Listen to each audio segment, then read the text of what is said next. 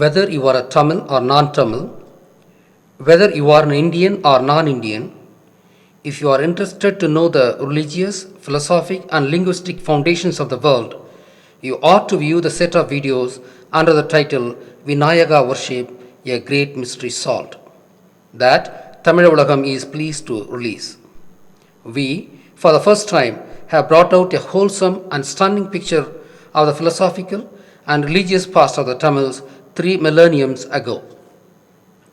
Enough evidence was available, and we have recovered a great part of the magnificent past of the Tamils. You shall find that we have not just recovered the religious, philosophical, and past of the Tamils alone, but of the entire humanity. The researchers around the globe shall get key ideas from these documentaries in reconstructing the history of the world and in constructing the future world. You might find some overemphasis about being Tamils in these videos. This is not to exhibit jingoism or chauvinism, but to arouse the Tamils who had gone into deep-rooted slavery mentality. It is quite surprising that Tamils are being ruled by the immigrant communities even today and even under democracy.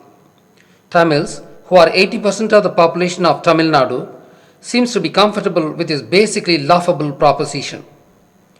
Tamils had been under foreign rule nearly for 1800 years, except for the brief interludes of Chola and Pandya resurgence around 1000 years ago, which again lasted just for about 100 and odd years only.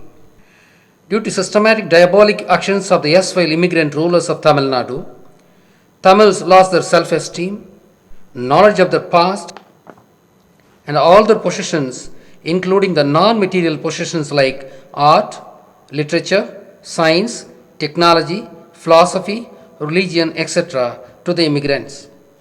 With all that is said above, what made us to embark on this research activity? For no fault of Eelam Tamils, they had been subjected to genocide ever since independent Sri Lanka was born, just because Tamils were Tamils. India turned a blind eye on the happenings in Sri Lanka, and whenever it intervened, it did so in an anti-Tamil mindset. For instance, Rajiv Gandhi sent peacekeeping force to Sri Lanka, and instead of keeping peace there, the IPKF took the side of Sri Lankans and committed grave human rights violations against Tamils. For Tamils of both Sri Lanka and India, it was a huge shock and disbelief. Tamils of both nations were believing that India would stand on the side of the justice based on the well-orchestrated notion that it is a Gandhian country and a country of Buddha. The media in India also systematically portrayed a cynical image of the freedom struggle in Sri Lanka. It failed to report the shocking genocide that was happening at its own backyard in Sri Lanka. Even today, after 3 long years had gone after the end of the war, with no political rights at sight for the Tamils, and the ongoing structural genocide of the Tamil nation in Sri Lanka, the Indian media is feeling very uncomfortable to consider the liberation of Tamil nation in Sri Lanka, which is the only possible alternative ahead. The world opinion on Sri Lanka was the result of India's opinion on Sri Lanka. Why should India's opinion be anti-Tamil? This is the $1,000,000 question that this video would help you comprehend. India continues to support Sri Lanka against the wishes of Tamils. All it says as the reason is that Sri Lanka is a friendly nation and India should take a stand based on the geopolitical situation. It is respecting just 10 million Sinhalese because they have sovereignty, and it is disrespecting 100 million Tamils in India as though they are not an entity to be considered. Why should India be callous towards Tamils? Tamils are too cultured to come out with emphatic response, even on the genocidal atrocities committed on their own kids. Tamils normally do not react through violent means. The ruling clan in India is seeing this as a sign of weakness rather than an inherited culture of Tamils. Tamils normally express their anguish through civilized means. To understand the culture of Tamils, if we take a look at the ancient Tamil literature, it is filled with great ideas like Yadum Ure Yavarum Kelir, which means every person of the world is my relative and every village of the world is my village.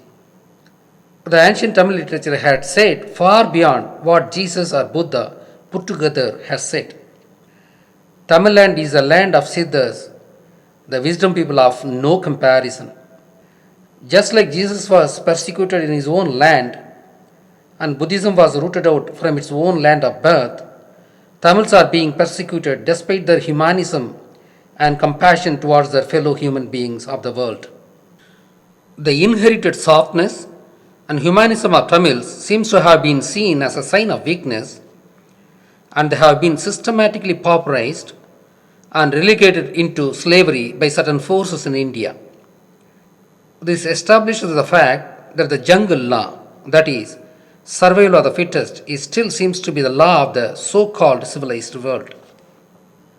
Hence, the handling of Tamil genocide in Sri Lanka by India and the extremely tolerant attitude of Tamils made us to ponder about the Tamils.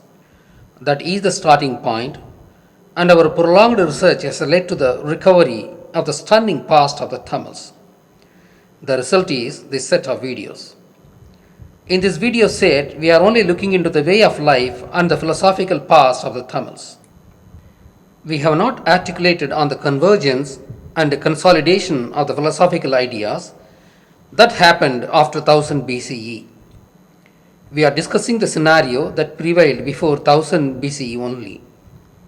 We have also not considered the political history of Tamils. We are referring to and using 24 Tirthankarar concept. In actuality, the Tamil Samana Tirthankarars were many and many more, and hence we do not approve the 24 Tirthankarar concept which is put by the Jainas of the north. The Tirthankarars should be re-evaluated both in number and in identity as per the original Tamil Samana perspective. We have used the 24 Tirthankarar idea empirically only as it is a popular count. The researcher of this product has read many books on Tamil's Asivaka philosophy by Professor K. Nedunchediyan and Mr. Guna. The author of the video is very grateful to the monumental contributions of these great men. Their works had spurred an interest in us to study the past of Tamils. The author of the video is extremely grateful to Mr. Adi Shankaran, a Siddha by tradition, who have helped monumentally in uncovering the hidden past of the Tamils. He provided many key inputs and had been constantly engaged with us in our quest. He cleared our doubts and helped steer clear of the bushy terrain of the weeded past of the Tamils. We are grateful to the members of the Thamilar Ulaham who had been taking active part all through the research and production process. We request the viewers to view the videos in the order suggested by the part numbers, as the later parts would be based on the established facts in the previous parts. We also request the viewers to watch each of the part twice to get it correctly. The slides would have more information that were not covered by the script. Hence, wherever it is necessary, kindly pause the video to grasp the matter in the slides.